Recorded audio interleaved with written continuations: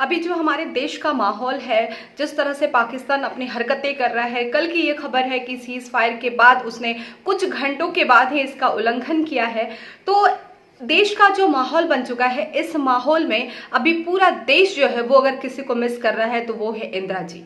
जी हाँ, उनके जो एग्रेसिव अंदाज थे, जिस ताकत के साथ, जिस एक कॉन्फिडेंस के साथ वो अपने बातों को रखती थी और अपने काम को करती थी, खास करके हम उस 1971 के दौर को नहीं भूल सकते हैं। तो आज पूरा देश मिस कर रहा है कि काश वो होती अभी यहाँ पर, या उनके जैसे बोल्ड डिसीजन मेकर की यहाँ पर बहुत ही ज़्यादा ज़रूरत है। और खास करके उस समय में जब हमारा देश नया नया आज़ाद ही हुआ था और उस समय में किसी भी देश की मदद ना लेना और अमेरिका जैसे कंट्रीज को ना बोलना अपने आप में बहुत बड़ी बात है। तो आप सुनिए कि क्यों इंदिरा जी को आज लोग याद कर रहे हैं। What then do you expect the future of India to be, Mrs. Gandhi? Well, the future of India is for us to decide, and we will fight it out in India. I don't think it's anybody else's business. अंदाज देखा आपने, ये boldness देखा आपने इंदिरा जी के चेहरे पर, और किस साफ शब्दों में इन्होंने कहा है कि इंडिया में क्या डिसीजन होगा वो इंडिया डिसाइड करेगा। कोई और कंट्री या किसी और के पास ये पावर ना हो कि वो डिसीजन ले कि हमें क्या करना है। साफ साफ शब्दों में एक क्लैरिटी दिख रही है, इनके शब्दों में एक बोल्डनेस दिख रहा है यहाँ पर। It is not the task of any one country to say to another what they should do, even if it is a question of helping. It is my duty to put the situation in my country and its neighborhood, to give my assessment of the situation to the leaders of the countries I visit. It is for them then, with their own assessment and what they hear from me, to make up their minds what they think about it and what they should do about it.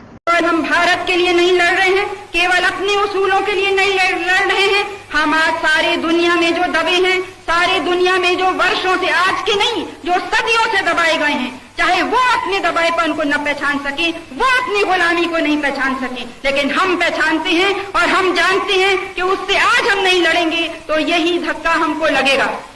Pakistan अगर आज कमजोर है तो मैं बहुत दावे से कहती हूँ कि वो देश जो उनको हथियार देते आए आज तक, उन्होंने कमजोर करा है पाकिस्तान को, और अगर पाकिस्तान को हानि होगी तो उनको मैं दोष देती हूँ कि उन्होंने ये हानि की है।